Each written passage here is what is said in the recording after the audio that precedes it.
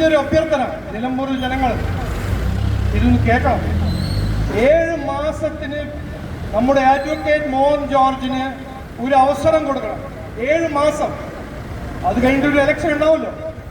ഈ 7 മാസം ഞാൻ ഉറപ്പു തരുന്നു, നിലമ്പൂർ ബൈപ്പാസും Kozhikode Nilambur Gudalur highway national highway project ഞങ്ങൾ തുടങ്ങും.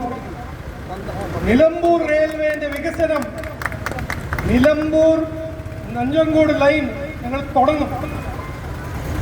7 മാസം, അത് മാത്രം മതി. ഒരു അവസരം. ഡിസ്ട്രിക്ട് ഹോസ്പിറ്റലിൽ ഞങ്ങൾ ക്യാൻസർ സൂപ്പർ സ്പെഷ്യാലിറ്റി ഹബ്ബാക്കി മാറ്റും.